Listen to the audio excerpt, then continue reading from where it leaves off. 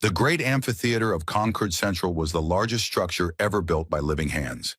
It floated in the empty space between three star systems, a massive ring of glass and metal that could hold representatives from over 4,000 species at the same time. On any normal day, the noise inside was enough to shake the walls. Thousands of aliens argued, debated, shouted, and whispered in languages that numbered in the tens of thousands.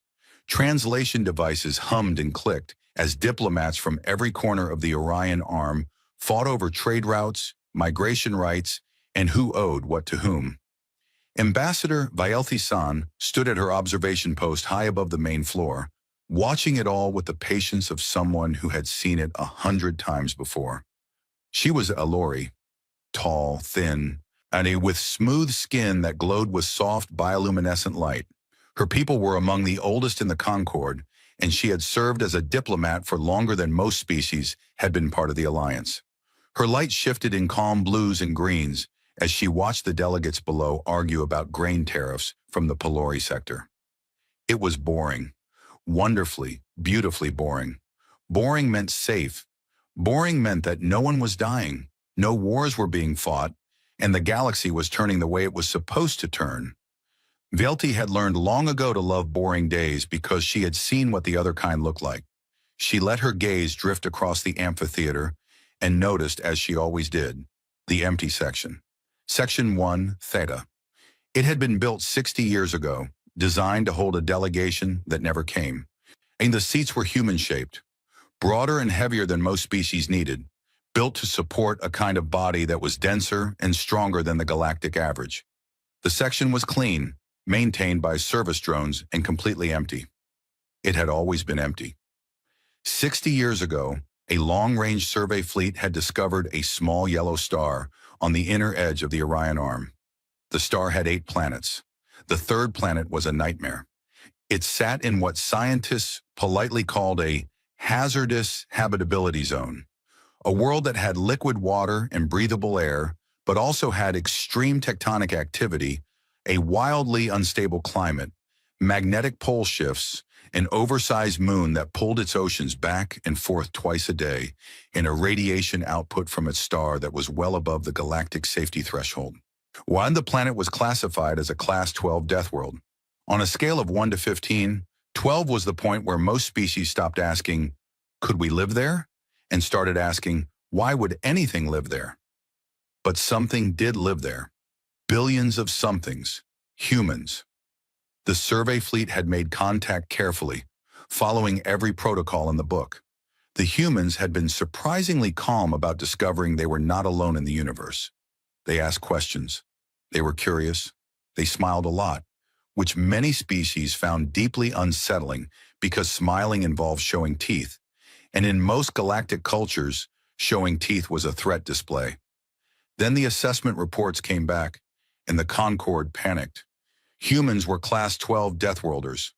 Their bones were dense enough to be used as structural material. Their muscles operated on a chemical system that allowed them to temporarily exceed their own safe limits, a process they casually called adrenaline. They healed from wounds that would kill other species. They could function without sleep for days. They consumed chemicals that were toxic to 90% of known life and called them spices.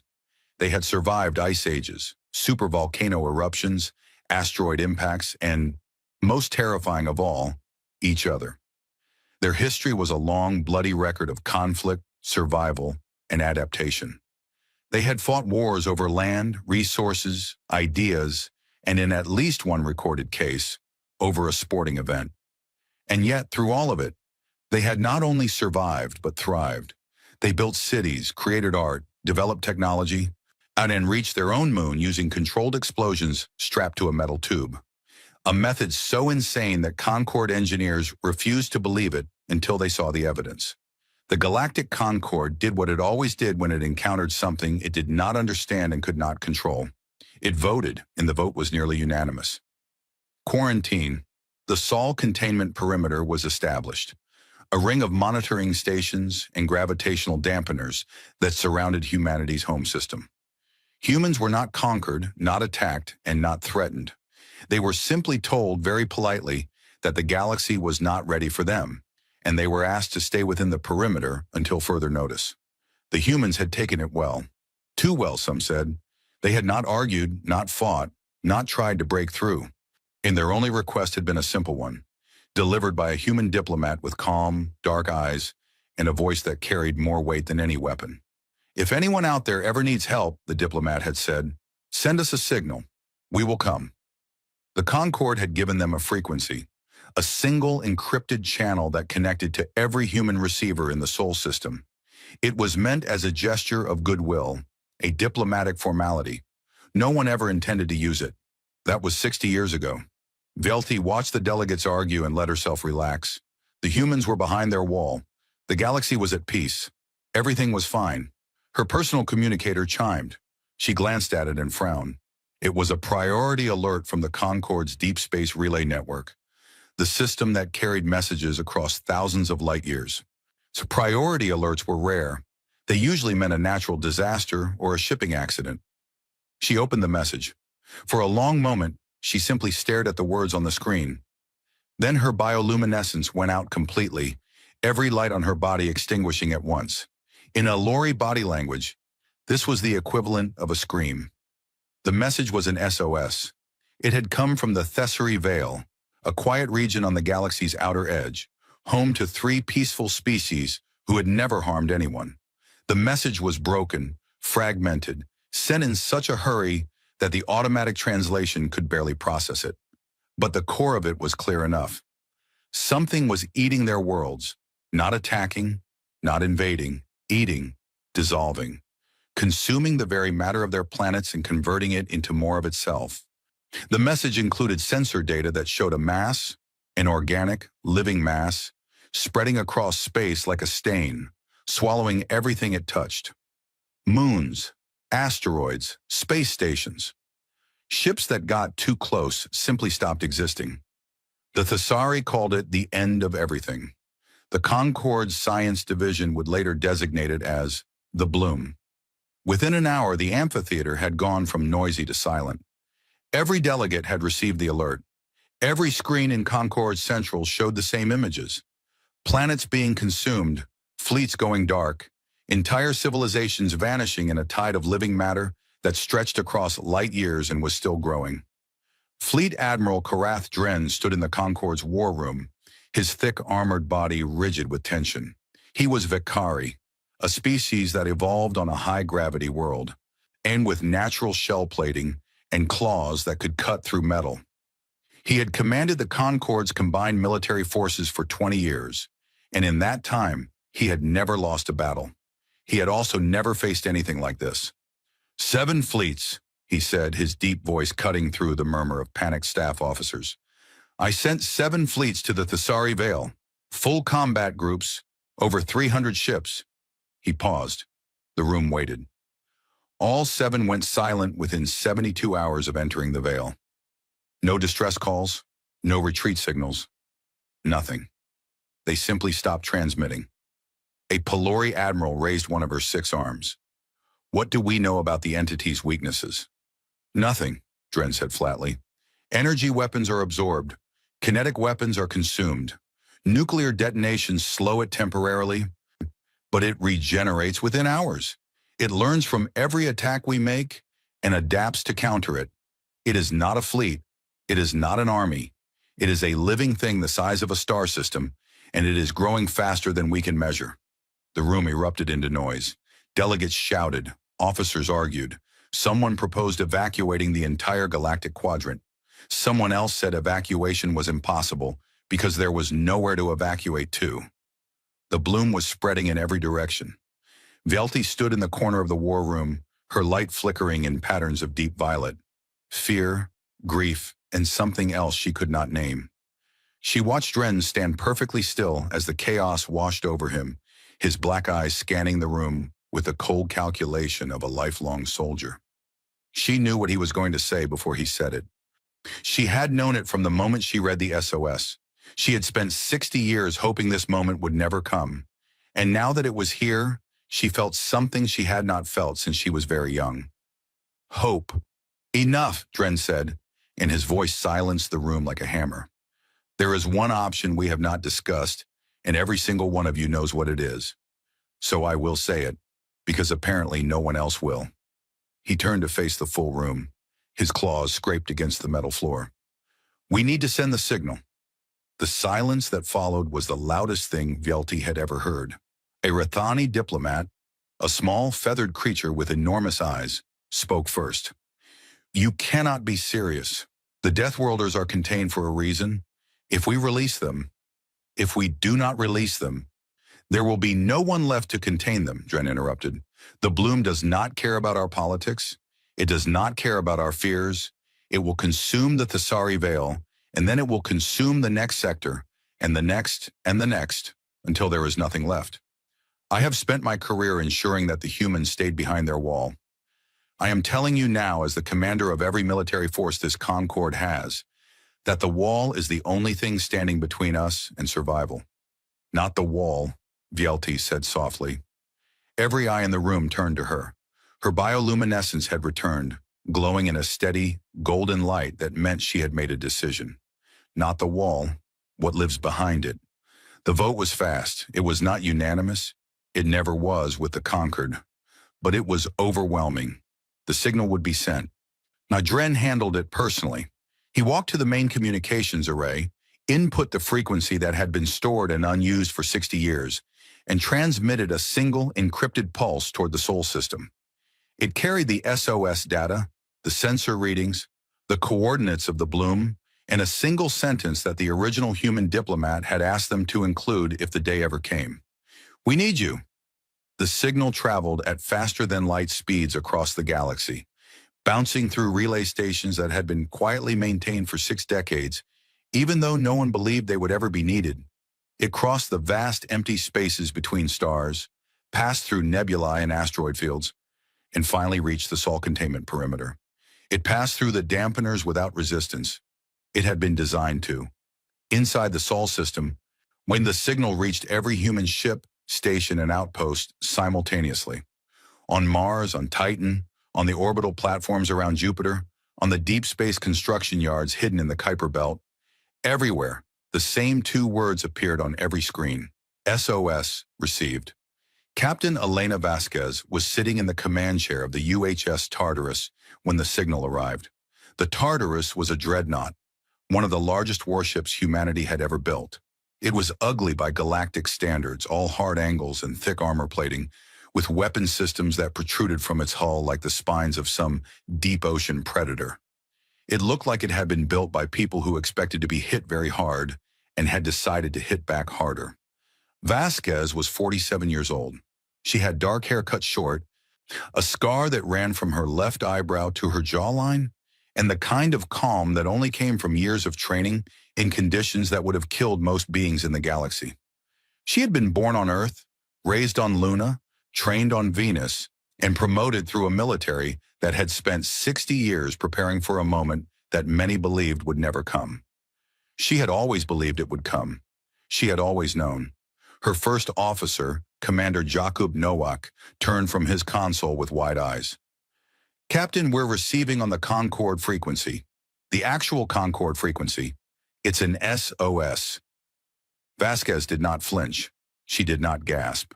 She simply sat forward in her chair and read the data as it scrolled across her screen. The Bloom. Worlds consumed. Fleets destroyed. Civilizations erased.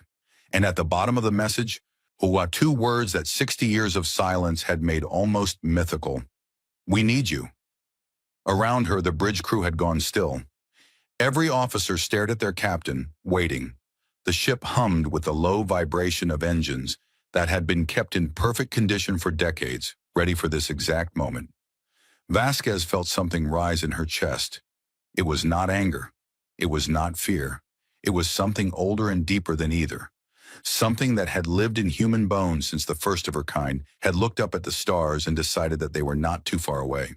She opened a channel, not just to her ship, not just to her fleet, to every human vessel in the Sol system.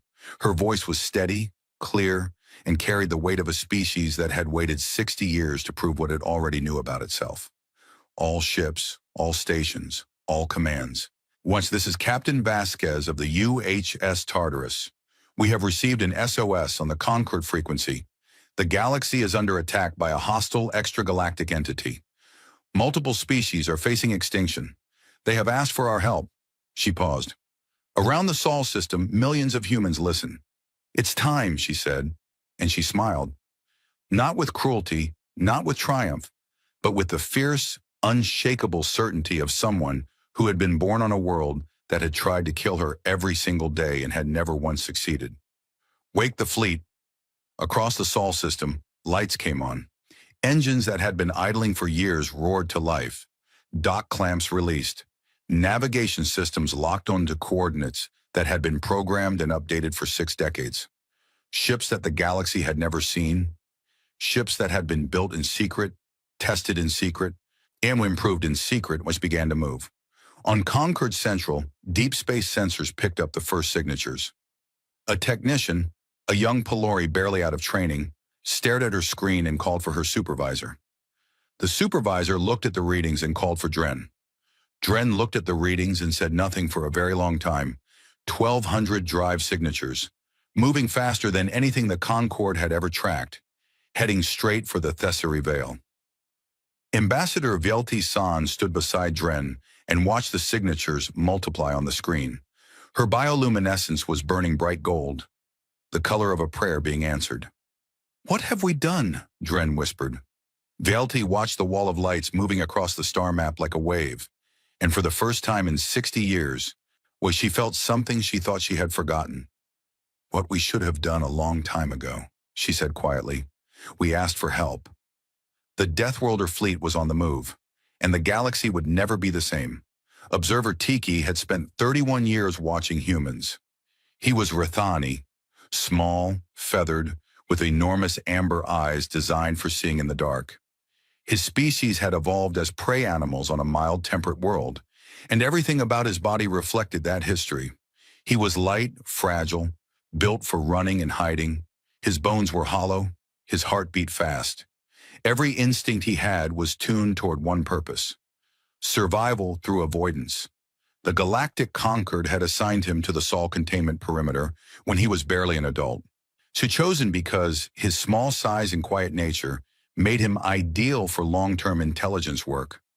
His job was simple: watch the humans, record what they did, report anything unusual, and above all, reassure the Concord that the Deathworlders behind the wall were not a threat.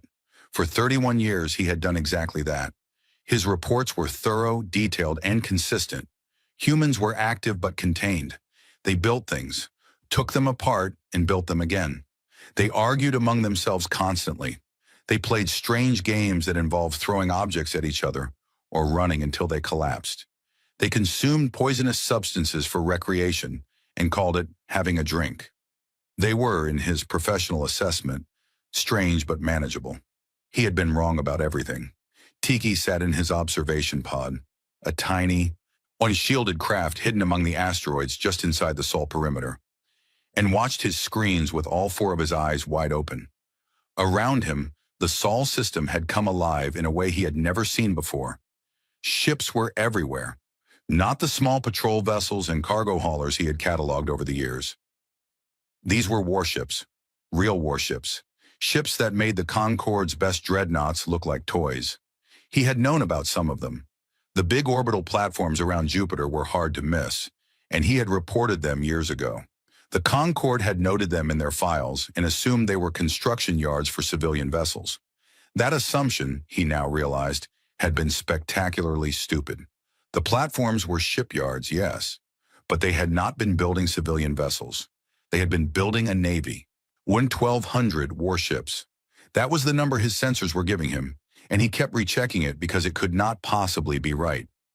1,200 ships organized into neat formations, each one broadcasting identification codes that his translation software struggled to process.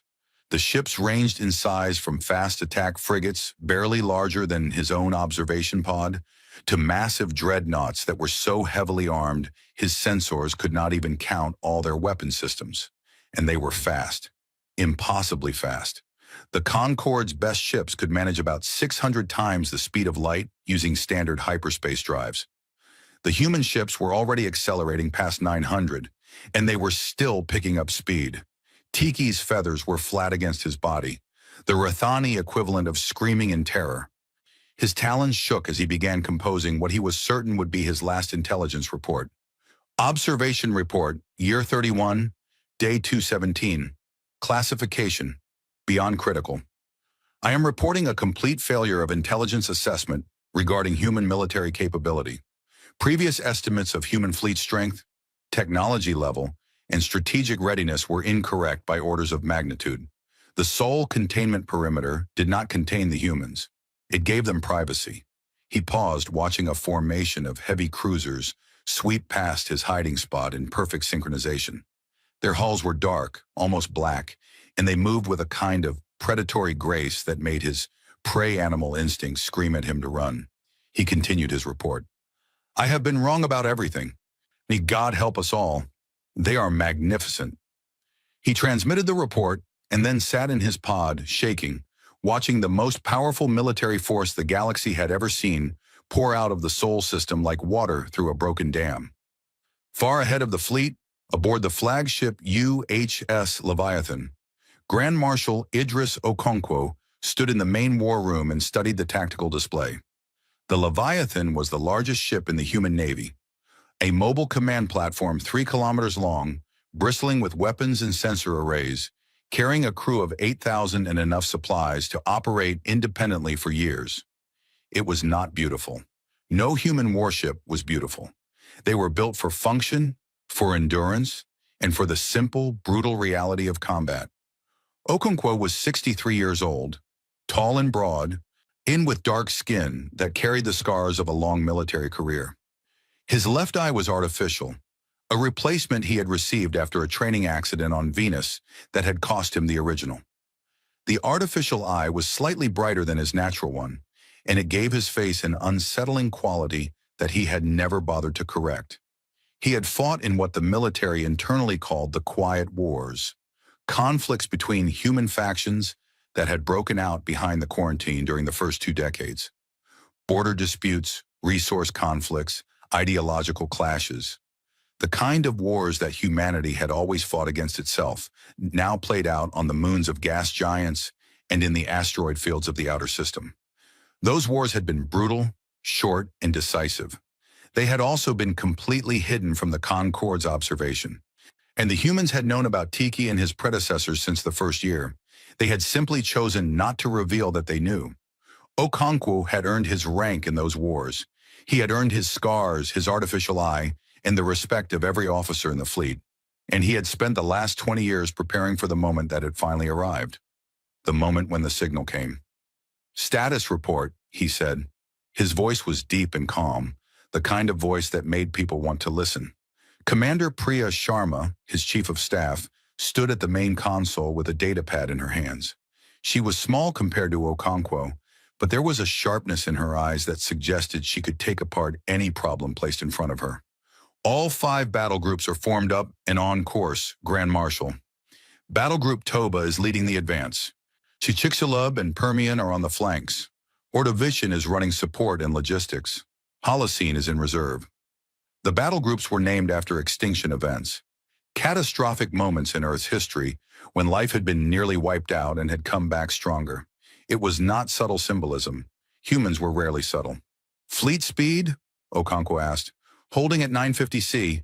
Engineering says we can push to 1100 if we need to, but it will stress the newer drives. Hold at 950 for now. What is our arrival estimate at the Thesari Vale? Sharma checked her pad.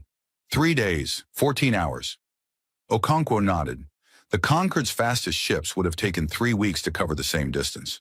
The humans would be there in 3 days. And this was not because human ships were inherently better designed, although they were, but because human engineers had spent 60 years doing what human engineers always did when given a problem in unlimited time. They had taken things apart, figured out how they worked, and made them better. The Concorde's hyperspace drives were efficient, safe, and reliable. Human drives were faster, more powerful, and had an alarming tendency to explode if not maintained properly. Human engineers considered this an acceptable trade-off. The rest of the galaxy would have considered it insane. But the drives were only the beginning. Okonkwo turned to another section of the display, where Dr. Lena Ferris was presenting a technical briefing to the senior staff. Ferris was the chief xenobiologist aboard the science vessel UHS Prometheus, which was traveling with the fleet. She was 51, with gray-streaked hair pulled back in a practical knot, and she had spent her entire career studying the galaxy from behind the quarantine wall. "Let me tell you what we are dealing with," she said, pulling up the Concorde's sensor data on the bloom. The display showed a mass of organic matter, a living thing, that was spread across 3 star systems and still growing. It looked like a vast, pulsing web of tendrils and nodes, and it moved with a slow, terrible purpose that reminded Ferris of something she had studied in graduate school. "It is a von Neumann organism," she explained, "self-replicating, self-sustaining, and self-adapting. It consumes matter, any matter, and converts it into more of itself. Planets, asteroids, ships, space stations, anything with mass becomes fuel. And based on the Concorde's data, it entered the galaxy approximately 4 months ago from the intergalactic void and has been expanding exponentially since then." She changed the display to show the Concorde's combat reports. Every weapon the Concorde used against it was absorbed. Energy weapons were converted into thermal fuel. Kinetic impacts were broken down at the molecular level. Nuclear detonations caused temporary damage that regenerated within hours. The organism learns from every attack and adapts its structure to resist similar attacks in the future. The war room was quiet. Officers exchanged glances. On the surface, the data was grim. Below the surface, Ferris could see something else in their eyes. Something that had nothing to do with fear. Interest, curiosity, challenge. She had seen the same look in the eyes of human explorers throughout history. It was the look that came right before someone said, "I wonder if we can," and then did something that should have been impossible. Okonkwo studied the display for a long moment. Then he spoke, and his voice carried the casual confidence of a man who had been preparing for exactly this kind of situation for his entire life. "Good, he said. "Then we do not have to feel bad about what we are going to do to it." A low murmur of agreement ran through the war room. It was not bravado. It was not recklessness. It was the sound of 1,200 ships full of people who had been born on a world that tried to kill them every day, who had spent their childhoods learning to survive in environments that would have driven any other species to extinction, and who had spent the last 60 years locked behind a wall with nothing to do but train, build, and prepare. The galaxy had put them in a cage. They had turned the cage into a forge. Okonkwo opened a fleet-wide channel. His face appeared on every screen on every ship, from the massive Leviathan to the smallest patrol craft. 800,000 human beings looked at their Grand Marshal and waited. "This is Grand Marshal Okonkwo," he began. "By now you have all seen the SOS data. An extragalactic organism designated the Bloom is consuming the Thessari Veil and expanding into the wider galaxy. The Galactic Concorde has lost 7 full combat fleets attempting to stop it. Multiple species face extinction. The Concorde has activated the emergency frequency and requested our assistance." He paused, letting the words settle. "So for 60 years, the galaxy has kept us behind a wall. They feared us. They feared what we were, what we could do, and what we might become if we were allowed to roam free. I will not pretend that this did not hurt. I will not pretend that we did not have every right to be angry. But I will tell you what I have told every officer I have ever trained. Anger is fuel, not direction. What matters is what you do with it." He straightened. Behind him, the tactical display showed the fleet's course, a bright line cutting across the star map toward the Thessari Veil. "Today, we do what humans have always done. We go where we are needed. We fight what needs to be fought. We protect those who cannot protect themselves.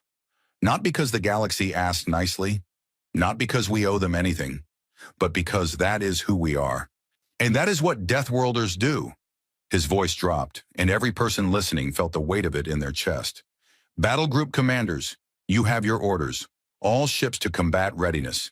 We arrive at the Thessari Veil in 3 days. When we get there, we are going to show the galaxy what it locked behind that wall."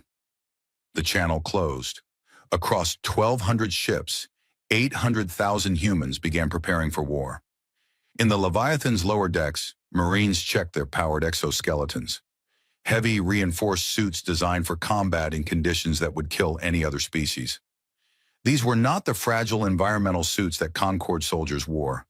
They were weapons platforms built around a human body, with armor rated for vacuum, radiation, and biological contamination simultaneously. The Marines trained in them daily, and are running combat exercises in simulated environments based on Venus's sulfuric acid atmosphere, Titan's cryogenic methane lakes, and Jupiter's crushing radiation belts. Deathworld Marines? The galaxy did not even know they existed. In the engineering bays, technicians ran final diagnostics on systems the Concord had never imagined.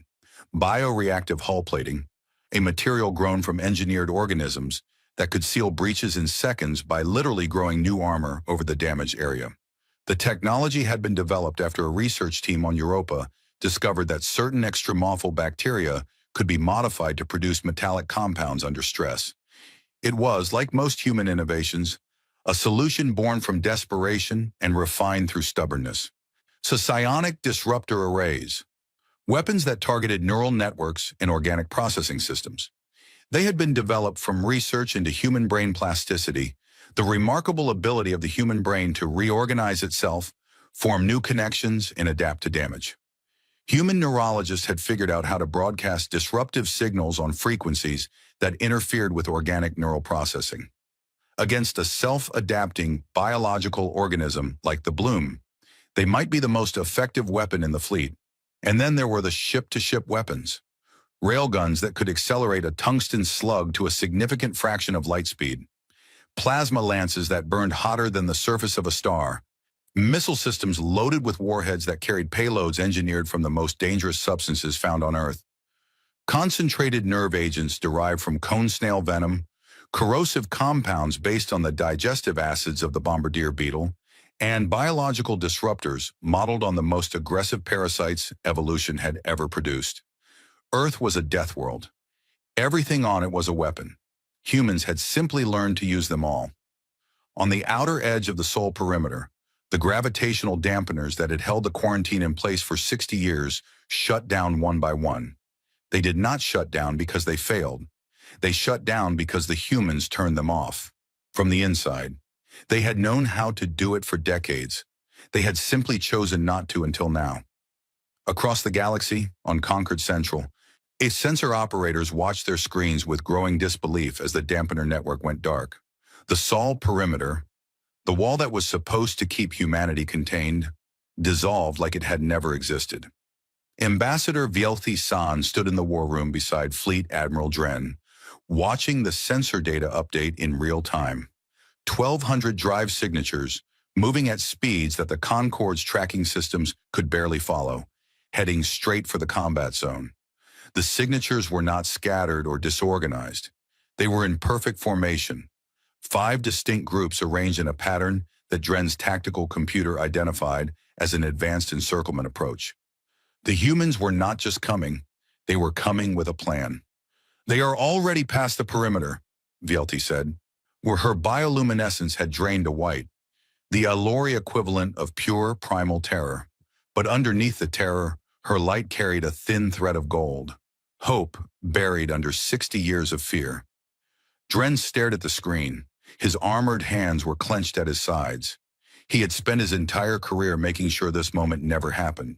And now that it was here, he felt something he had not expected. Relief. "How fast are they moving?" he asked.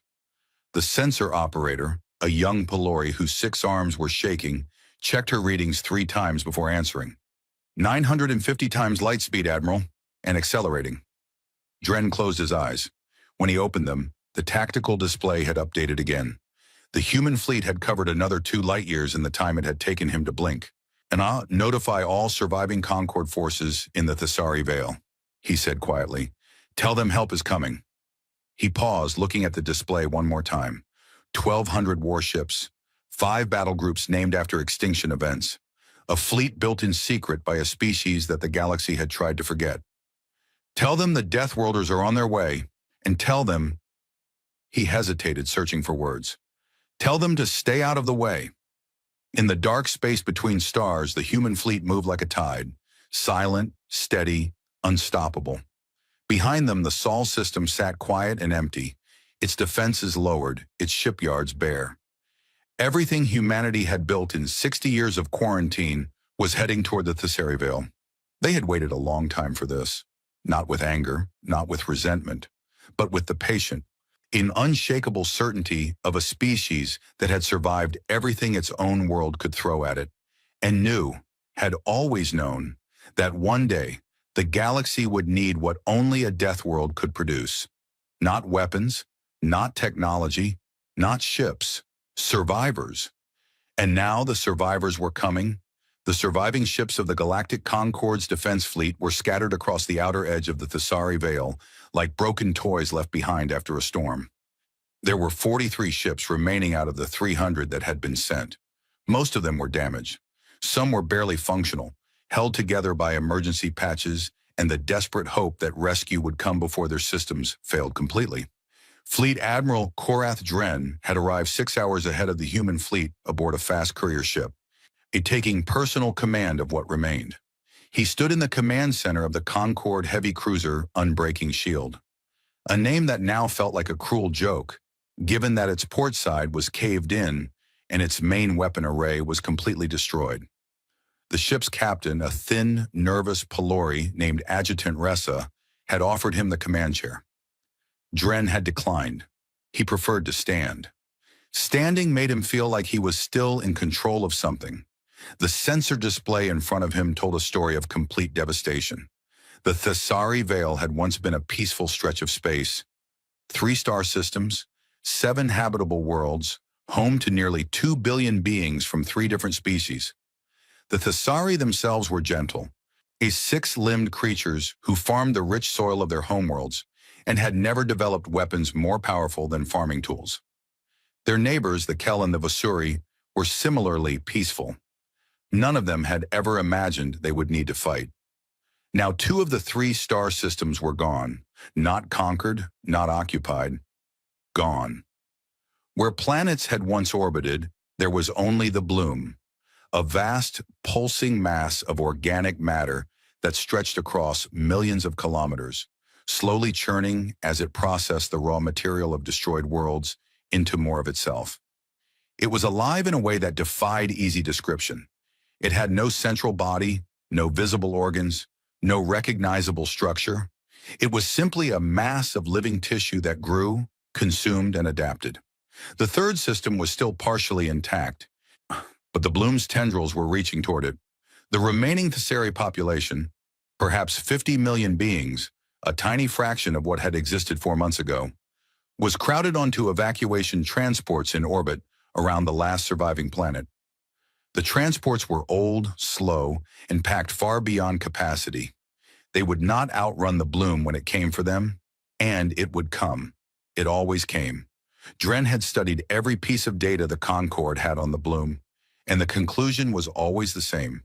It could not be stopped. It could not be reasoned with. It consumed everything in its path with the mindless, unstoppable efficiency of a natural force, like gravity or entropy. But the humans were coming, and Dren found himself clinging to that fact with a desperation he would never admit out loud. He had spent his career keeping humanity behind the quarantine wall.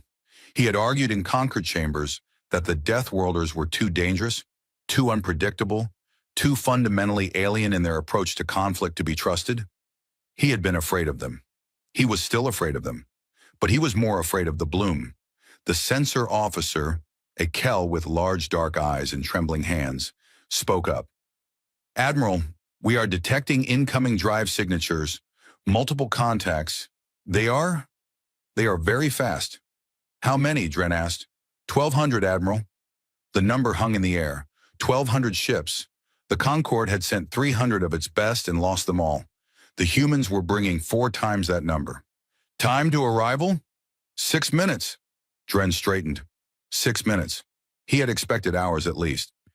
But the humans had pushed their drives beyond anything the Concorde thought possible, and now they were here, impossibly early, as if the laws of physics were something they considered more of a suggestion than a rule. "Open all communication channels," he ordered, "and tell every ship in the fleet to hold position. No one moves until I say so. The 6 minutes passed in tense silence.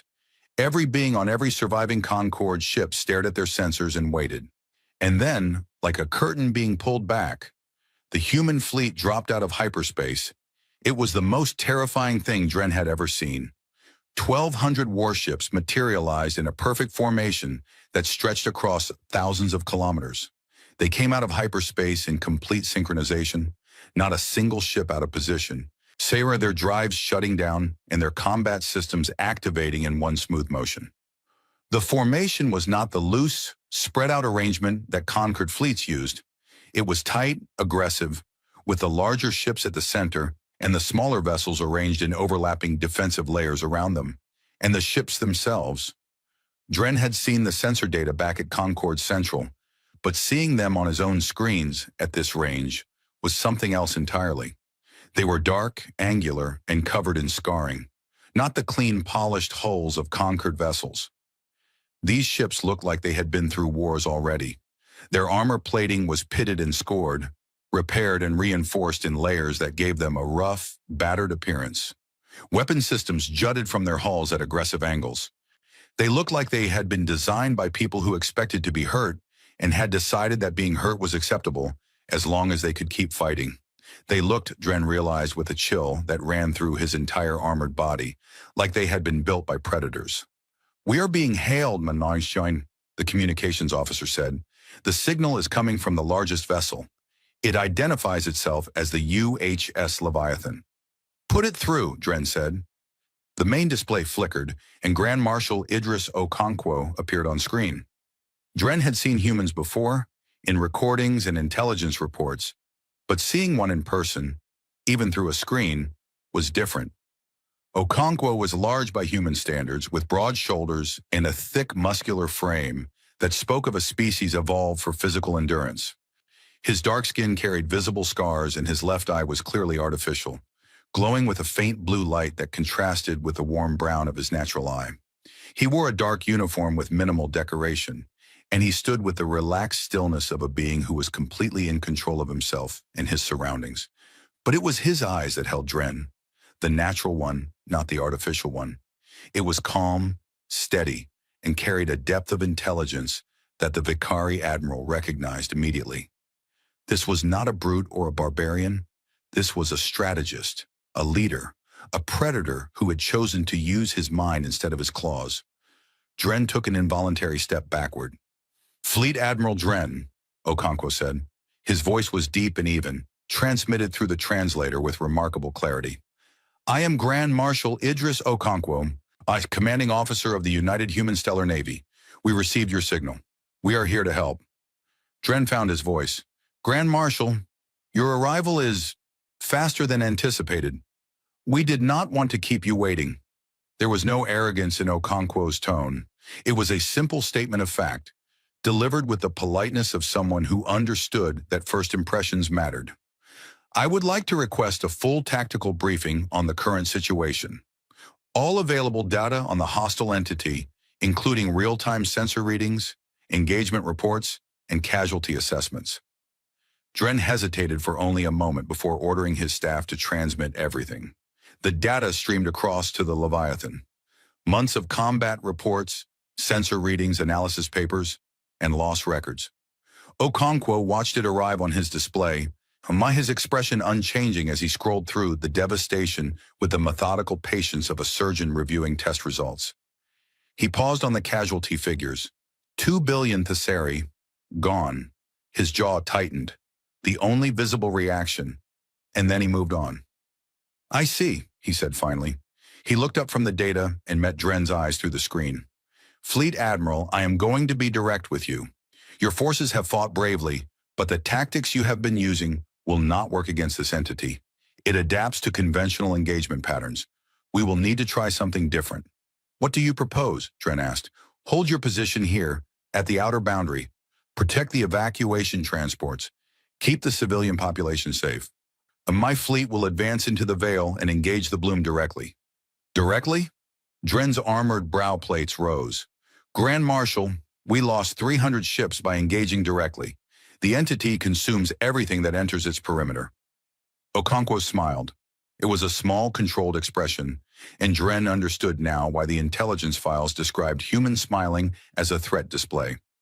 It was not hostile exactly, but it communicated something that Dren's instincts read as deeply, fundamentally dangerous. "Fleet Admiral," Okonkwo said, "we know. That is why we are here." The channel closed. Within minutes, the human fleet was moving again, splitting into its 5 battle groups and advancing toward the Bloom in a formation that Dren's tactical computer struggled to classify. It was not a standard approach. It was not a cautious probe. It was a full combat advance, with the largest ships leading the way and the smaller vessels following in their wake like wolves trailing behind the pack leaders. Dren watched them go and said nothing. Adjutant Ressa stood beside him, her 6 arms wrapped around herself in the Pelori gesture of extreme anxiety. "Admiral," she said quietly, "do you think they can actually stop it?" Dren watched the human fleet disappear into the Bloom's outer perimeter, the zone where every Concord ship that had entered had been destroyed. His claws scraped against the deck plating. "I do not know," he said, "but I think if anything in this galaxy can, it is them." The first engagement between the human fleet and the Bloom began 18 minutes later, and it was broadcast on every Concord relay channel in the galaxy. And billions of beings watched from thousands of worlds, and what they saw changed everything they thought they knew about humanity. The Bloom reacted to the human fleet the same way it had reacted to the Concord's forces. It surged forward, extending massive tendrils of organic matter toward the incoming ships, reaching out to consume them. The tendrils were enormous, each one hundreds of kilometers long, moving with a slow, inevitable power that had overwhelmed every defense the Concorde had tried. The human ships did not retreat. They did not spread out to avoid the tendrils. They flew straight at them. Battle Group Toba, 240 ships, hit the first tendril wall at full combat speed. Energy weapons fired in concentrated volleys, not the scattered defensive fire the Concorde used, but focused, overlapping beams that cut through organic matter like surgical instruments. Railgun slugs tore through Bloom tissue at a significant fraction of light speed, punching holes that the organism scrambled to close. And the psionic disruptors, the weapons the galaxy had never seen, sent waves of neural interference cascading through the Bloom's processing network, causing entire sections to spasm and lose coordination. The Bloom fought back. It always fought back. Tendrils wrapped around human ships, slamming into their hulls with enough force to crush Concorde vessels like paper. And here was where the galaxy saw the difference. The Concorde ships were built to avoid damage. They were sleek, shielded, designed to stay at range and retreat when their defenses were breached. Human ships were built to take damage. When a tendril struck the heavy cruiser UHS Iron Mountain, caving in 3 decks and breaching the hull in 6 places, the ship did not retreat. Its bioreactive hull plating surged over the damage, organic material literally growing new armor in real time, sealing breaches in seconds. The Iron Mountain rolled, presented its undamaged side, and kept firing. Its crew never stopped working. They had trained for this. They had trained for conditions far worse than this. And then the Marines deployed. Across the galaxy, viewers watched in disbelief as human soldiers in powered exoskeletons launched from their ships and flew directly toward Bloom-infested structures. They were small compared to the tendrils. Tiny figures in heavy armor, carrying weapons that looked oversized for their bodies. They landed on the surface of Bloom tissue and began cutting, burning, and blasting their way through organic matter that would have dissolved any Concorde soldier in seconds. The Marine suits were sealed against biological contamination, radiation, and vacuum simultaneously. Their weapons fired concentrated plasma that burned at temperatures higher than the surface of most stars, and the soldiers inside the suits moved with a speed and aggression that made Concorde military analysts physically recoil from their screens. Sergeant Major Io Osei was one of them. He was the squad leader of Marine Strike Team 7, operating off the assault carrier UHS Fury. He was 34 years old, built like a siege engine, with arms thick enough that his suit's actuators had to be specially calibrated to match his natural strength. He had been born in Accra, Ghana, on Earth, and raised on Titan, Saturn's largest moon, where the temperature averaged negative 170 degrees, and the lakes were made of liquid methane. His squad's mission was straightforward. A Concord medical station on the edge of the third Thesari system was being consumed by bloom tendrils. There were survivors inside, wounded Concord soldiers and Thesari refugees who could not evacuate because the station's docking systems had been destroyed. The squad was to breach the station, extract the survivors, and get them to safety. Straightforward did not mean easy. Osei and his 12 Marines hit the station's outer hull at combat speed, their suits magnetic clamps locking them to the surface. The hull was already half covered in bloom tissue, a thick, pulsing layer of organic matter that was slowly dissolving the metal beneath it.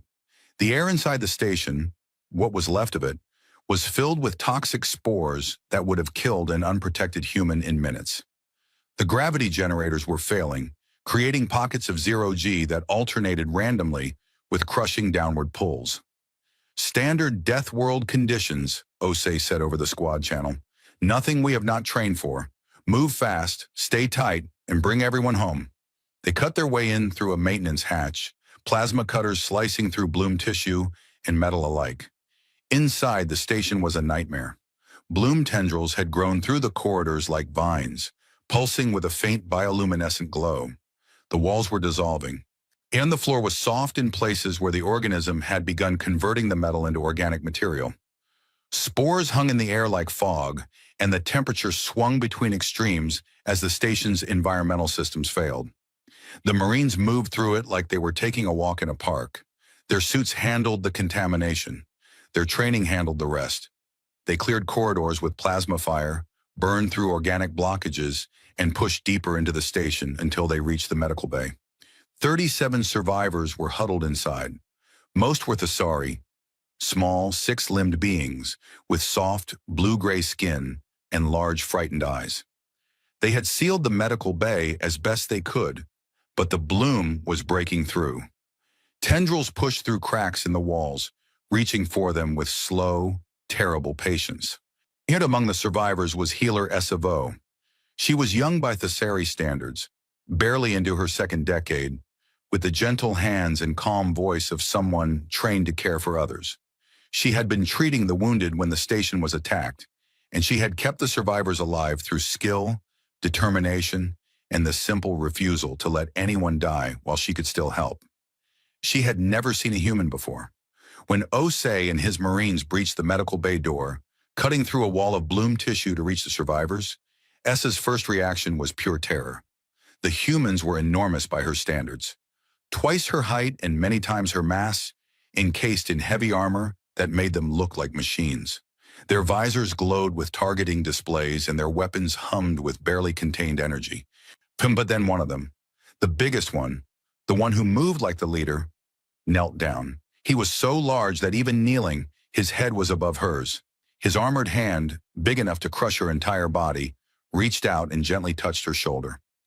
"It is okay," Sergeant Osei said, his voice coming through his suit's external speakers, softened by the translator to a tone that was warm and steady. "We are here. We are going to get you out." Essa stared at him. Through his cracked visor, damaged from the breach, she could see his face. It was broad, dark, and covered in sweat. His eyes were brown and they were kind. She did not understand. Everything about this creature was terrifying. His size, his armor, his weapons, the casual way he had walked through conditions that would have killed her in seconds. And yet his hand on her shoulder was gentle, and his eyes were kind. "Can you walk?" he asked. She nodded, unable to speak. "Good, stay behind me. If something moves that is not wearing armor, get down and stay down. We are leaving." The extraction was violent. Bloom tendrils attacked the Marines as they moved the survivors through the station, and the fighting was close, brutal, and constant. Osei's suit was punctured 3 times, once through the left arm, once through the back, and once through the thigh. Each time, his suit's emergency sealant closed the breach, but not before the toxic atmosphere got in.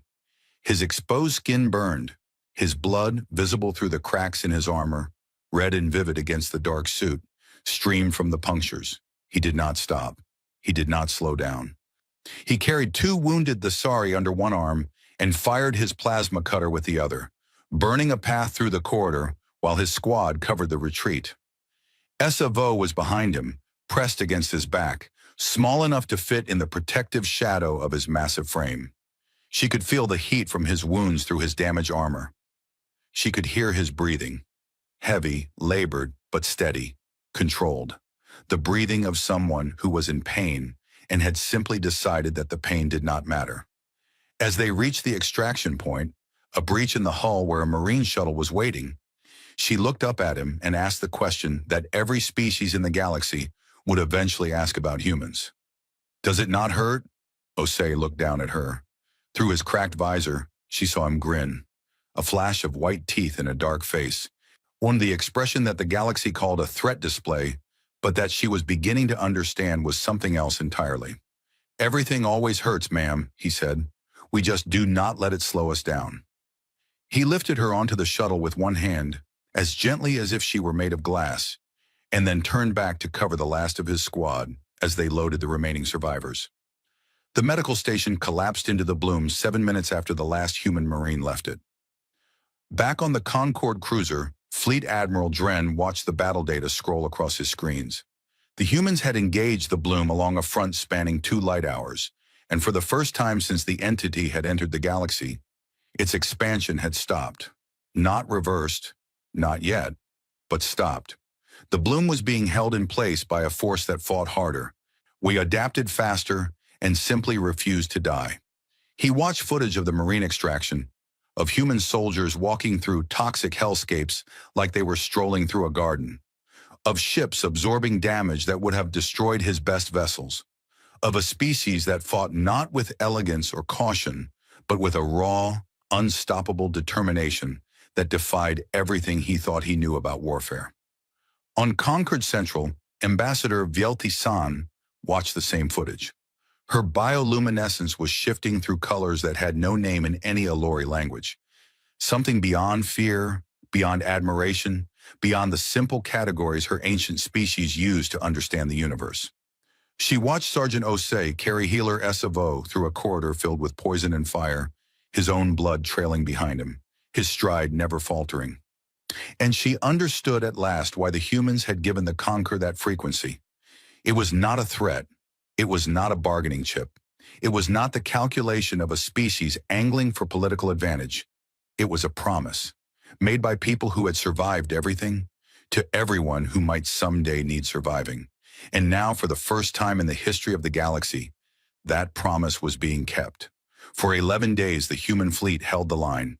It was the longest 11 days in galactic history.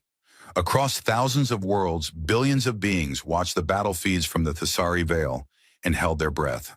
The footage showed human ships locked in a constant, grinding engagement with the Bloom, firing, advancing, absorbing damage, repairing, and firing again in a cycle that never stopped, because the Bloom never stopped.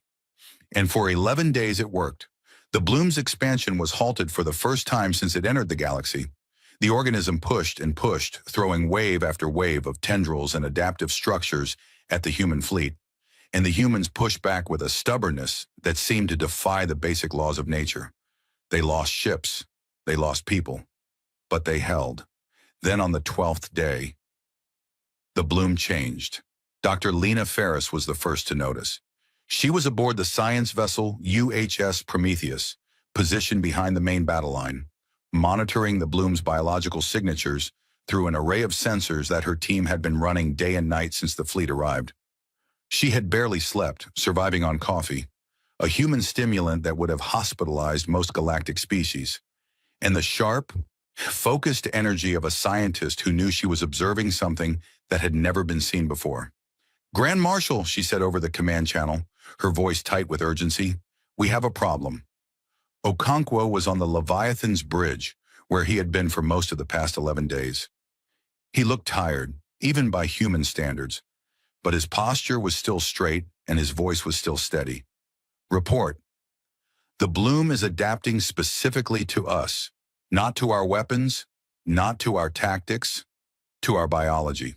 She pulled up the data on the shared display.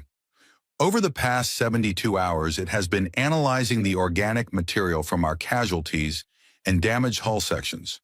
It has started producing targeted neurotoxins that are designed to attack human neural pathways. Only it is generating electromagnetic interference on the exact frequencies our psionic disruptors use, and it has begun growing armored nodes that are chemically resistant to the specific compounds in our plasma weapons. The bridge was silent for a moment. Then Okonkwo spoke, and his voice carried a note of something that might have been respect. "It learned from us." "It learned from us," Ferris confirmed. "Every engagement we have had with it has given it data on human physiology, human technology, and human tactics. It is evolving in real time to counter us specifically. At the current rate of adaptation, our weapons will lose 30% of their effectiveness within the next week. Within 2 weeks, we will be in the same position the Concord was."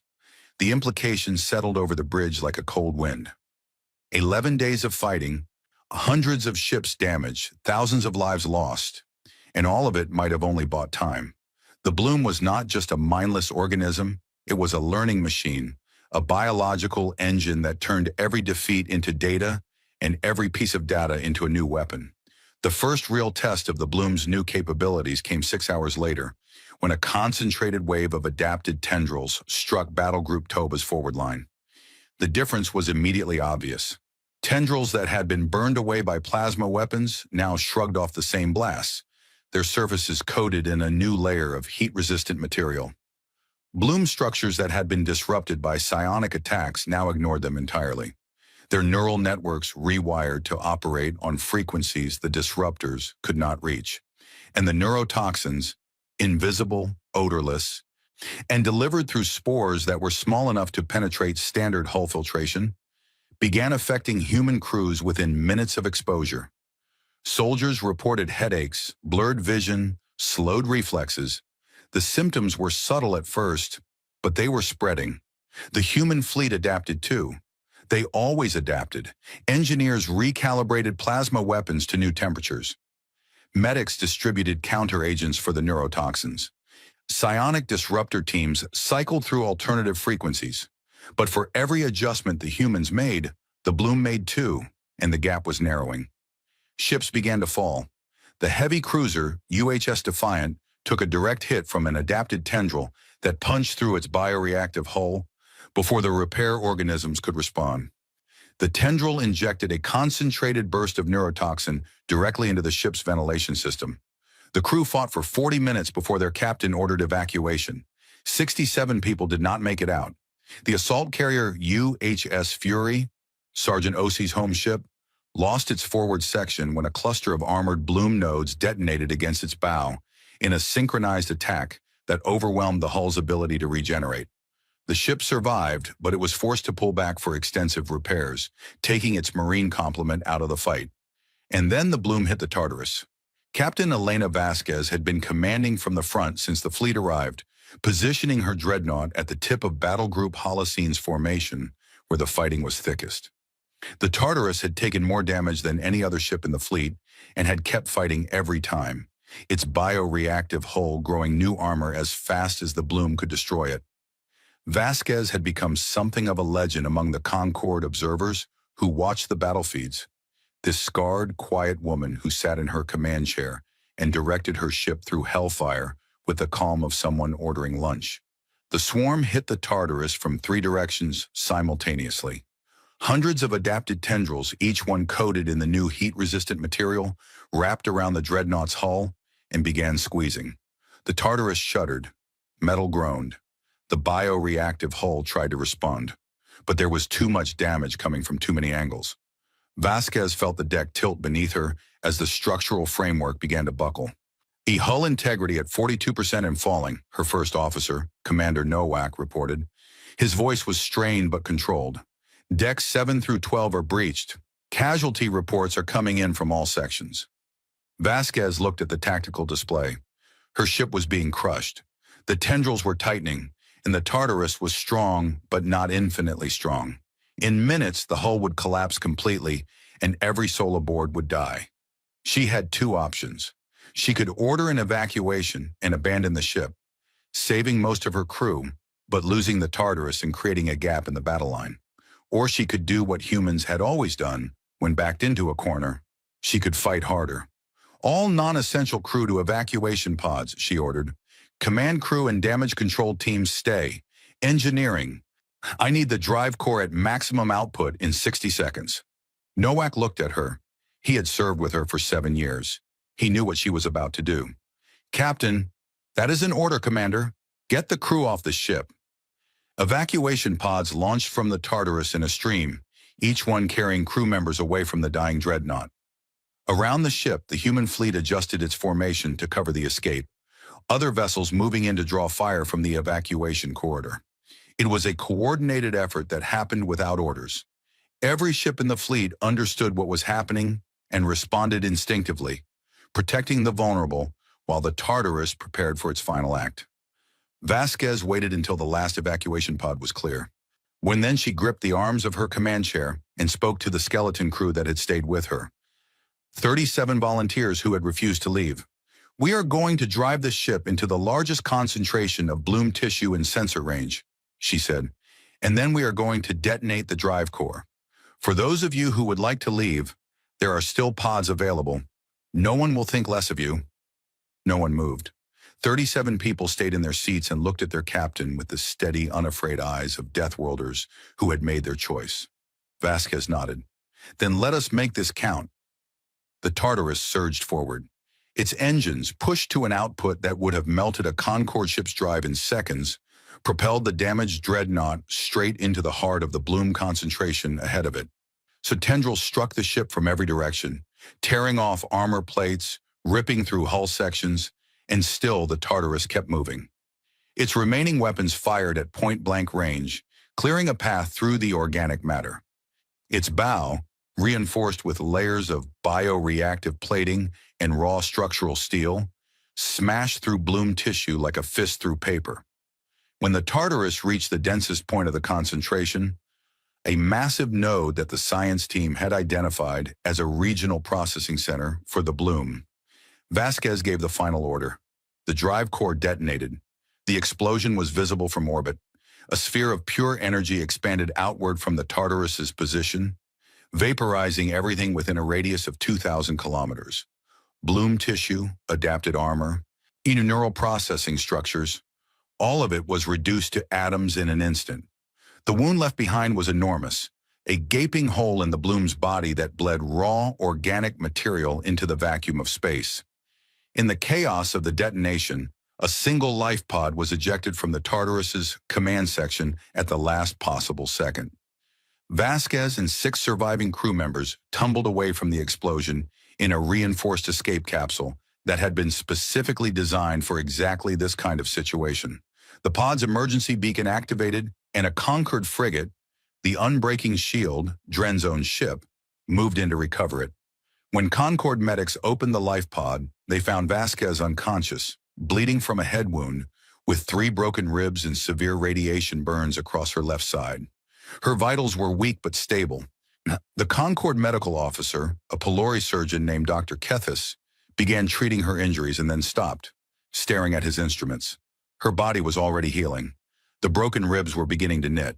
The radiation burns were fading. Her cellular repair mechanisms were operating at a rate that his instruments flagged as an error, because no known species could regenerate that quickly without medical intervention. Dr. Kethis recalibrated his instruments 3 times. Each time the readings were the same. Human biology was simply doing what human biology did, surviving damage that should have been fatal and repairing itself without being asked. He looked at the unconscious human woman lying on his examination table, this fragile-looking creature who had driven a warship into the mouth of a world-eating monster and somehow lived, and he whispered a pylori prayer. Not for her. She clearly did not need his prayers. He prayed for the bloom because it had just made an enemy who would not stop coming until one of them was dead. The destruction of the Tartarus bought the fleet 2 days. 2 days of reduced bloom activity as the organism struggled to regenerate the massive wound. 2 days in which the human fleet pulled back, regrouped, and assessed its losses. The losses were heavy. 43 ships destroyed, 12,000 humans dead, countless more wounded. The remaining ships were damaged, their bioreactive hulls strained from constant regeneration, their weapon systems degraded from continuous fire. The fleet was still operational, still dangerous, but it was being ground down, and the bloom was still growing. Grand Marshal Okonkwo stood in the Leviathan's war room and studied the tactical display. He had not slept in 36 hours. His artificial eye glowed steadily, casting a faint blue light on the dark circles under his natural eye. Around him, his senior staff waited in silence, watching their commander think. He had spent his career fighting, first in the quiet wars behind the quarantine, then in decades of preparation and training for a threat that he always believed would come. He was good at fighting. He was perhaps the best strategic mind humanity had ever produced. But he was also intelligent enough to recognize when fighting alone was not going to win. Dr. Aunt Ferris, he said, in your assessment, can we defeat the bloom with our current forces? Ferris did not hesitate. No, Grand Marshal. The organism adapts too quickly. Every engagement gives it more data on our capabilities. We can hurt it, but we cannot destroy it with conventional combat before it overwhelms us. Okonkwo nodded slowly. He turned to Commander Sharma. What is the status of the Concorde fleet? 43 ships, mostly damaged, holding position at the outer perimeter. They have been evacuating Thessari civilians to safe zones. Fleet Admiral Dren has been requesting a direct line to you for the past 6 hours. Open the line. Dren's face appeared on the display. The Vakari Admiral looked exhausted, his natural armor dull and scuffed, but his eyes were sharp. Behind him, when the command center of the Unbreaking Shield hummed with activity. Grand Marshal, Dren said, I have been watching your fleet fight for 12 days. Your people are the most formidable warriors I have ever seen, but you are losing. Slowly, but you are losing. Okonkwo did not argue. You are correct. Dren blinked. He had expected denial, or at least deflection. Humans in his experience did not admit weakness easily. But Okonkwo was looking at him with an openness that the Admiral had not expected. The honesty of a man who valued truth over pride. I need your help, Okonkwo said simply. Dren was silent for a moment. Then he leaned forward. What do you need? Everything. Every piece of data the Concorde has on this organism. Every scientific resource. Every specialist. Every ship you can spare. And I am requesting a full strategic and scientific alliance. Not as your hired weapon, not as a tool you brought out of a cage, as an equal partner. The request sent a ripple through the Concorde.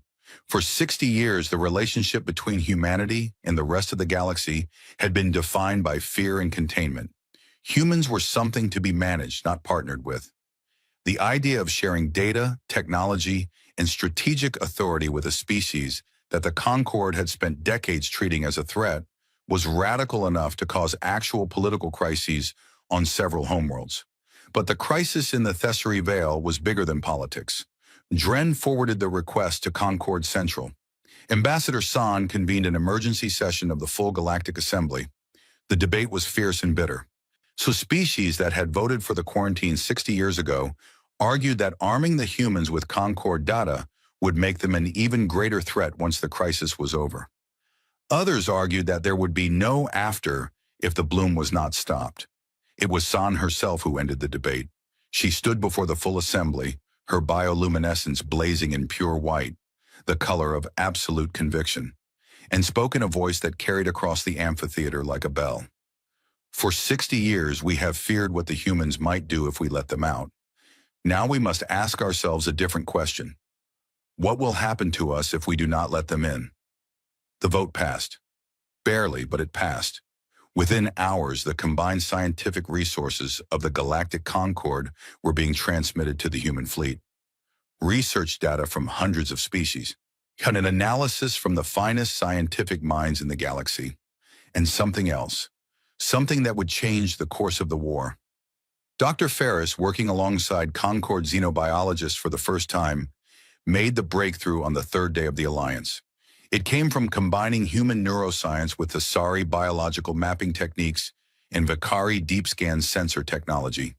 None of them could have found it alone. Together, they saw what no one had seen before. The bloom had a core. Deep within the organism, buried in the heart of the first star system it had consumed, there was a single massive structure, a neural nexus. It was the brain of the bloom, the central processing node that coordinated the entire organism's growth, adaptation, and expansion. Every tendril, every node, well, not every adaptive response was directed from this one point. It was protected by the densest concentration of bloom matter in existence, shielded behind layers of organic armor that would destroy anything that tried to reach it. But if the core could be destroyed, the entire organism would collapse. Without its central processing, the bloom would lose all coordination and begin to die. Ferris presented the findings to a joint command meeting. Human officers and Concord commanders sitting in the same room for the first time in history. The tension was thick enough to taste, but it dissolved quickly once the data was displayed. Everyone understood what it meant. "The core is located here," Ferris said, highlighting a point on the star map that was buried deep within the consumed system. Reaching it would require passing through approximately 800,000 kilometers of the densest bloom matter we have recorded.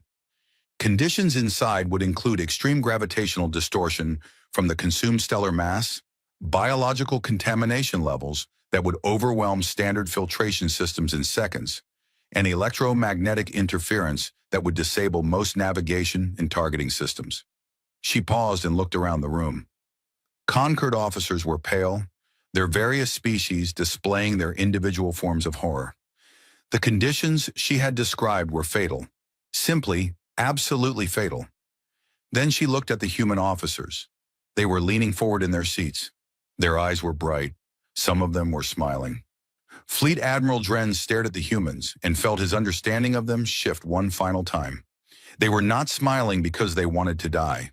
They were smiling because they had found the answer. The conditions were impossible. The mission was suicidal.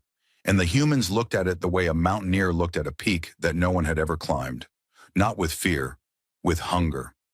Grand Marshal Okonkwo stood. He looked at the star map, at the blinking point deep inside the bloom that represented the core. Then he looked at the assembled officers, human and alien alike, and his scarred face carried an expression of absolute calm. "You are asking if we can fly into hell and kill what lives there," he said. A pause. The room held its breath. Then Okonkwo smiled. That dangerous, warm, terrifying human smile. "That is literally what we train for." The planning for Operation Extinction event began that night.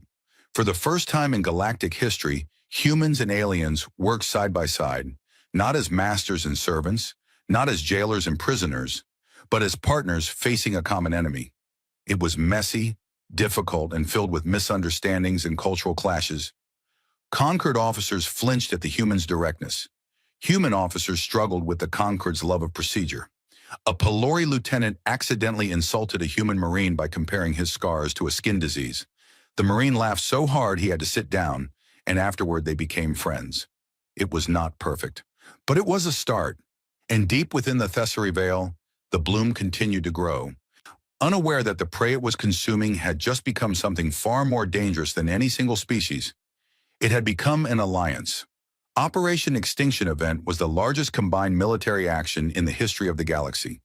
It involved every surviving Concorde warship, every human vessel capable of combat, and the combined scientific and logistical resources of over 300 species.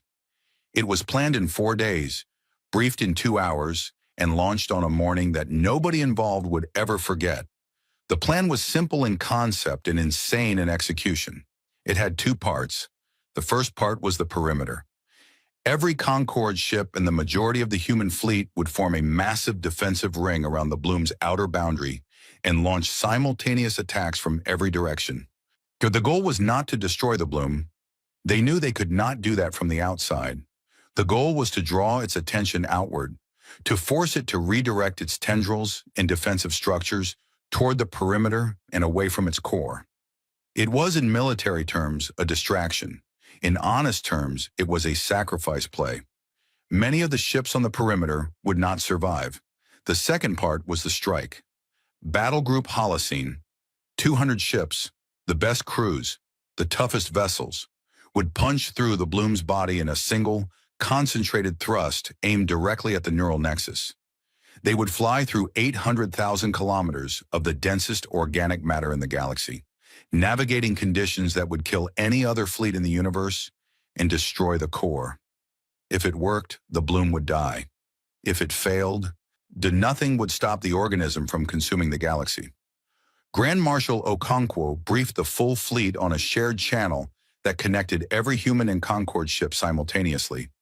His face appeared on thousands of screens, calm and steady, the face of a man who had spent his entire life preparing for exactly this moment. In 12 hours, we will begin Operation Extinction Event. I will not lie to you about what this operation requires.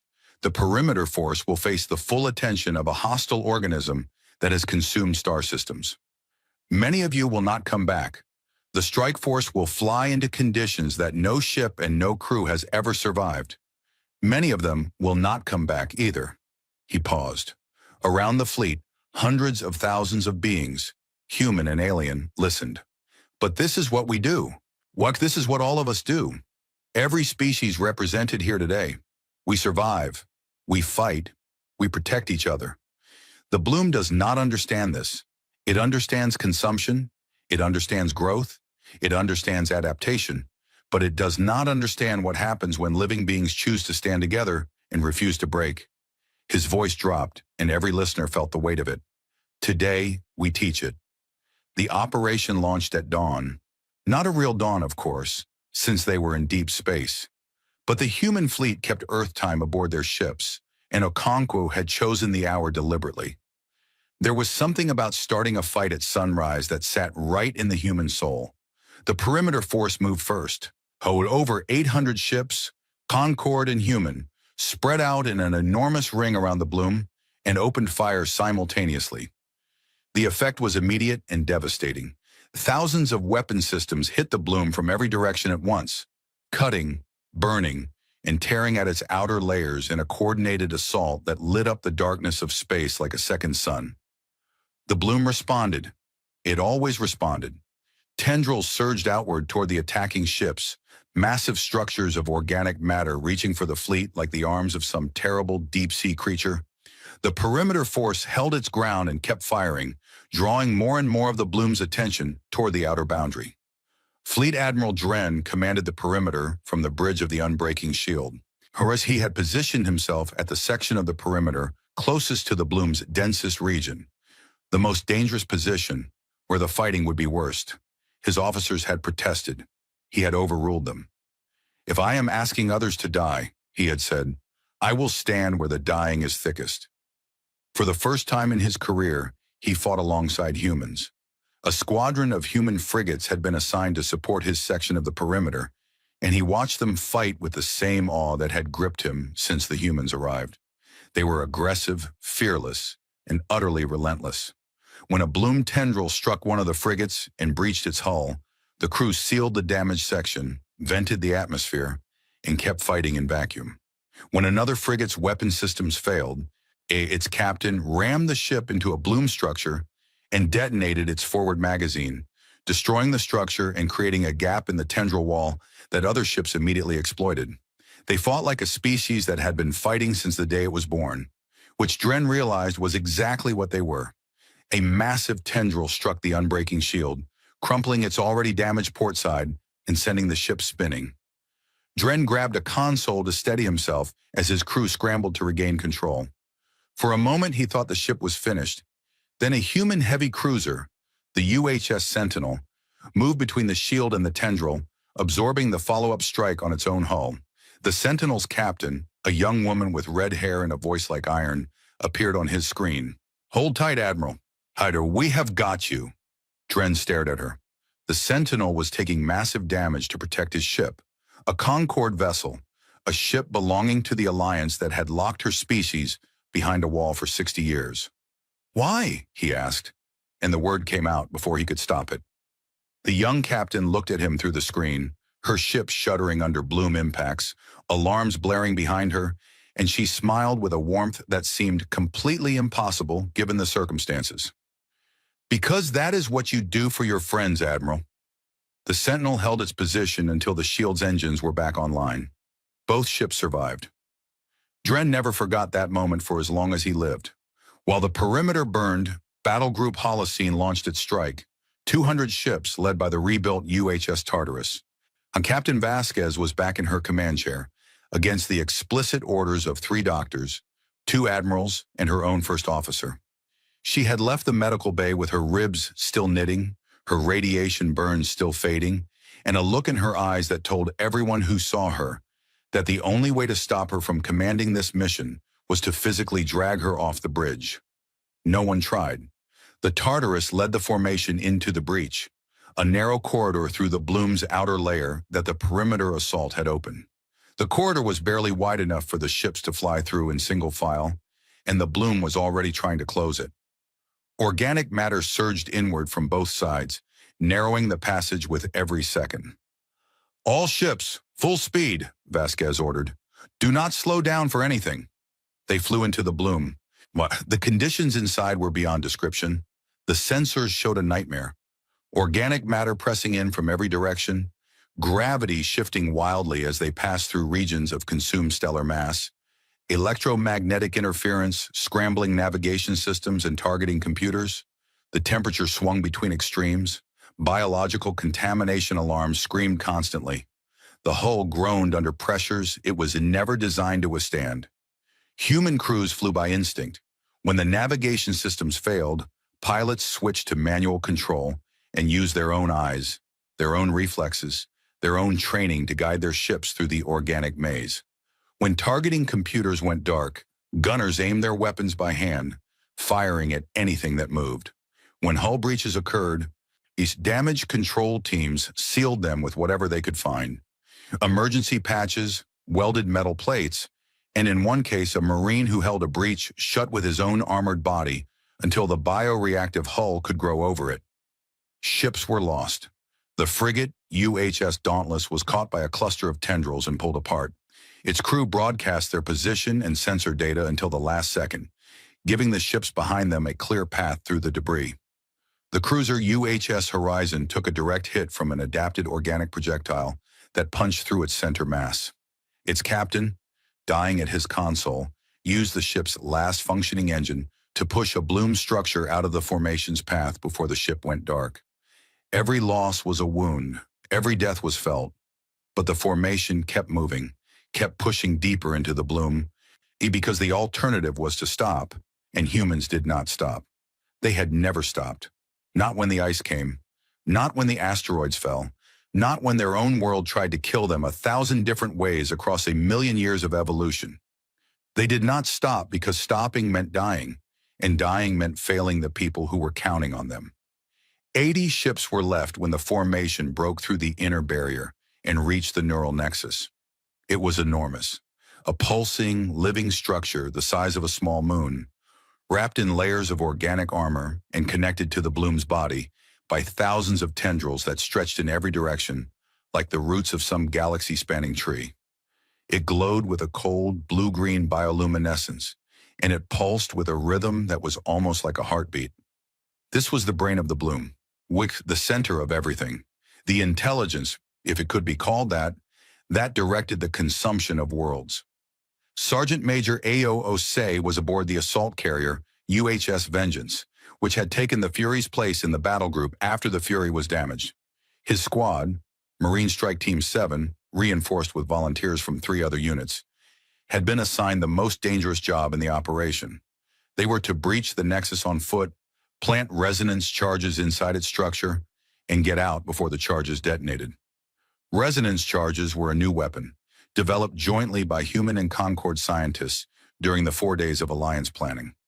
They were designed to emit a frequency that would interfere with the Bloom's neural processing, causing a cascade failure that would amplify the effect of any conventional explosive. In theory, a dozen resonance charges placed inside the Nexus would cause enough disruption that a single warship's weapons could finish the job. In theory. Osei's squad launched from the Vengeance in a boarding shuttle that punched through the Nexus's outer membrane, like a bullet through skin. The membrane was thick, nearly a kilometer of layered organic matter that tried to crush the shuttle as it passed through. The pilot, a young lieutenant named Torres, flew with her teeth clenched and her hands rock steady on the controls, threading the shuttle through gaps in the organic structure with a precision that the Concorde's best automated systems could not have matched. They breached the interior. Inside the Nexus, when the conditions were the worst Osei had ever experienced, and he had trained on Venus. The air, if it could be called air, was a toxic soup of organic compounds and spores. The gravity shifted constantly as the Nexus's internal structure pulsed and contracted. Bioluminescent fluid covered every surface, and things moved in the walls. Shapes that were not tendrils and not organs, but something in between. Adaptive defense structures that the bloom had grown specifically to protect its brain. The defense structures attacked immediately. They were fast, strong, and specifically designed to kill humans. Osei recognized the adaptation. They targeted the same weak points that human combat training taught you to protect: joints, necks, helmets. The bloom had learned from every Marine it had killed, and it had built killers of its own. Osei's squad fought through them. There was no subtlety to it, no elegant tactical maneuvers. It was close-quarters combat in the guts of a living alien nightmare. Plasma cutters and armored fists against organic blades and acid-spitting nodes. Marines fell. Corporal Diaz took a blade through his midsection and kept fighting for 3 more minutes before his suit's medical system forced a shutdown. Private Okafor was hit by an acid spray that dissolved her helmet visor, and she sealed the breach with her own hand, burning her fingers to the bone, while she fired her weapon with the other. Osei took a hit that should have killed him. Our adaptive defense structure, a thing with too many limbs and a body made of hardened organic armor, caught him across the chest and drove something sharp and terrible through the gap between his suit's chest plate and shoulder guard. The impact broke 3 ribs and punctured his left lung. Blood filled his mouth. Pain, real pain, the kind that made the universe go white, washed over him. He kept fighting, not because he did not feel it. He felt every bit of it. The pain was enormous, overwhelming, the kind of agony that would have dropped any other being in the galaxy.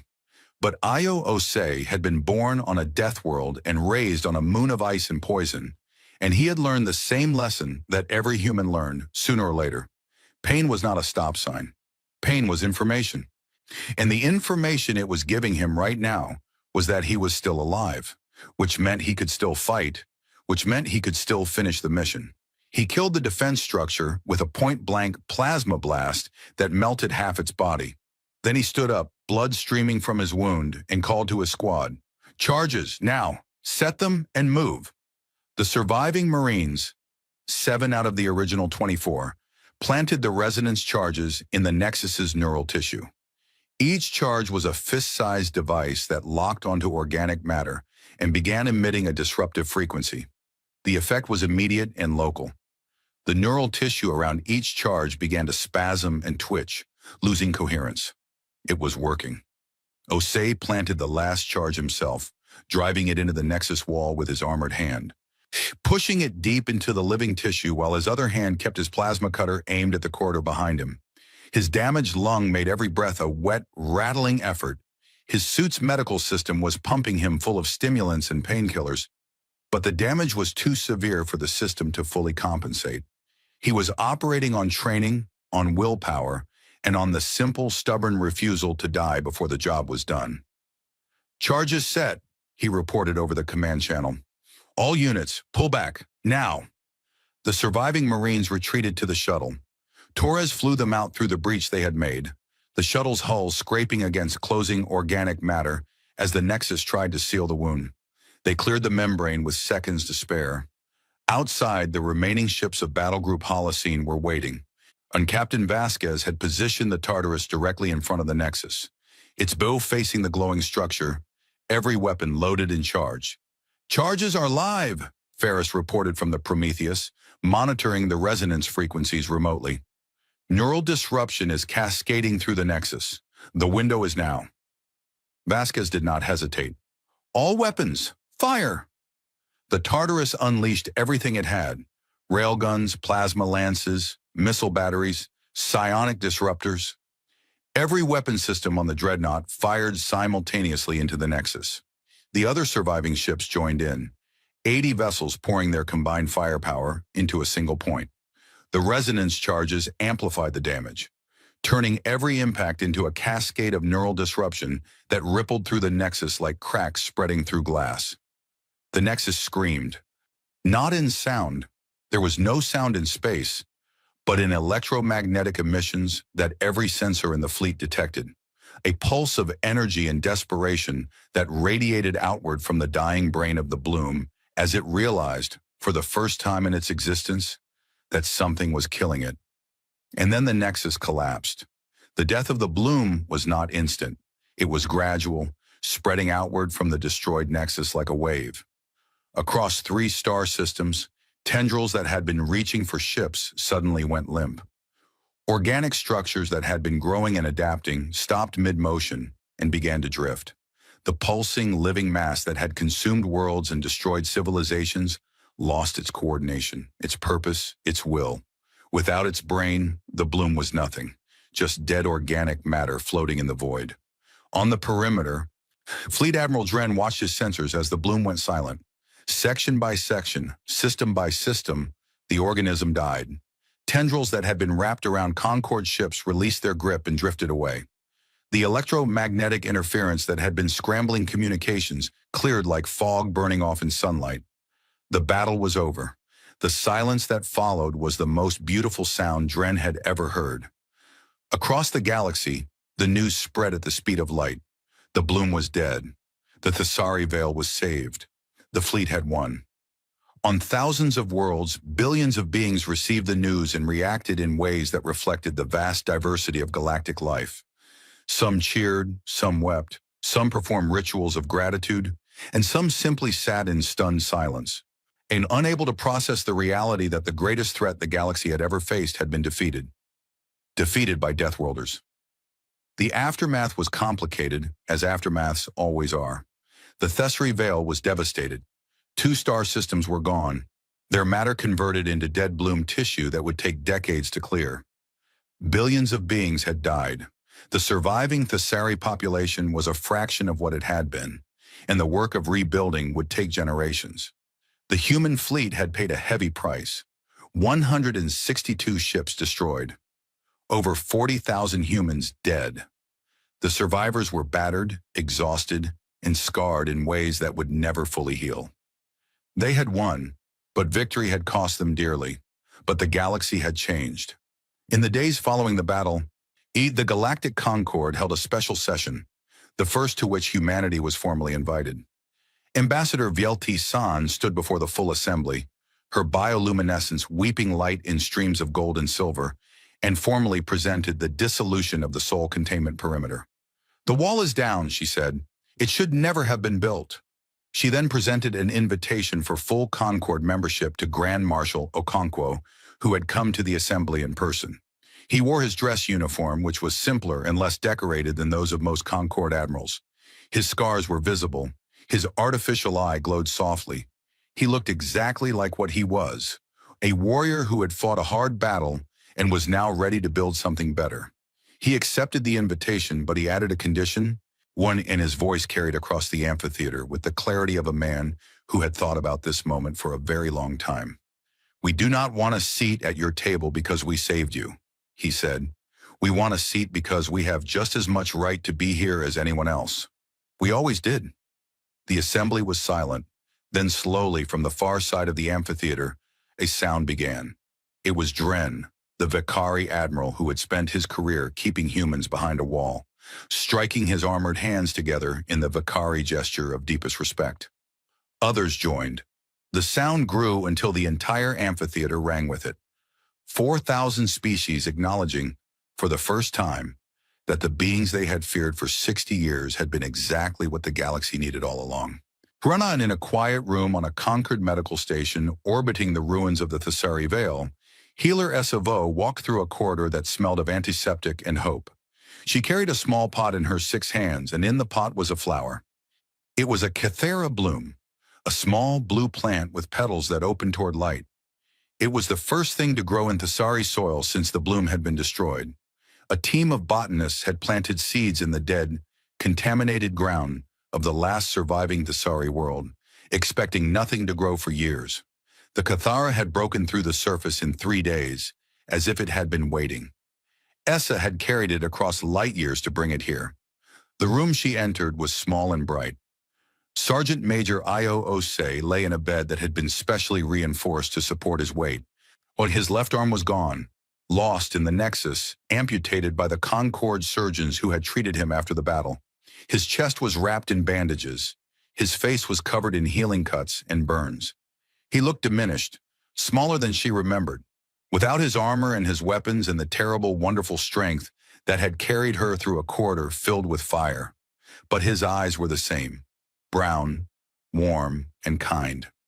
He looked up when she entered, and his face changed in a way she was beginning to recognize. Humans called it a smile. The galaxy called it a threat display. Essa called it the most comforting thing she had ever seen. "Healer Vo," he said. His voice was rough, weakened by the lung damage that was still healing. "You came a long way." "I brought you something," she said. Necron, and she placed the pot on the table beside his bed. He looked at the flower, a small blue thing with delicate petals sitting in a pot of dark soil. It was tiny, fragile, and impossibly beautiful against the sterile white of the medical room. Osei reached out with his remaining hand, the right one, the one that could crush starship plating, the one that had killed an alien nightmare in the heart of a living hell, and he touched the petals with the tips of his fingers, gently, so gently that the flower did not even tremble. "It is beautiful," he said softly. Essa sat down beside his bed. She was small enough that the chair barely reached the height of his mattress, and she had to look up to see his face. Outside the window, the stars were bright and clean, and moving among them were ships, human ships and Concord ships, flying together, patrolling together, rebuilding together. It grew in the dead soil, she told him, the soil that the bloom had consumed. The scientists said nothing should have survived there, but it did. Osei looked at the flower for a long time.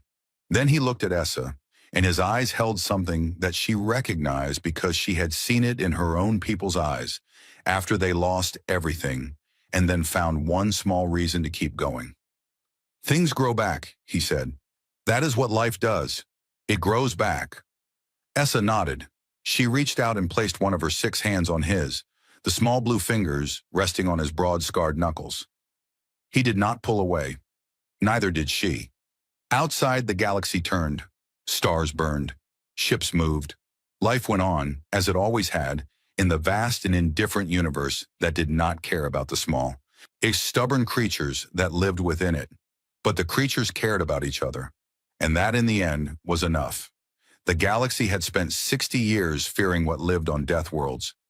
It had built walls and passed laws and told itself that the beings behind the quarantine were monsters, dangerous, unpredictable, and best kept at a distance.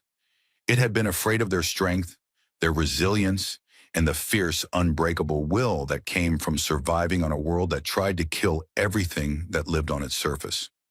Now at last it understood what death worlds were for. Not to create monsters, not to produce weapons or warriors or conquerors. Death worlds existed to forge the kind of beings who would walk into the dark so that others did not have to. The kind of beings who would bleed and break and keep moving. The kind of beings who would hold a flower gently in hands that could shatter steel and call it beautiful and mean it. The wall was down, the fleet was home, and for the first time in the history of the galaxy, nothing stood between humanity and the stars except open space and the simple, infinite invitation to explore it together.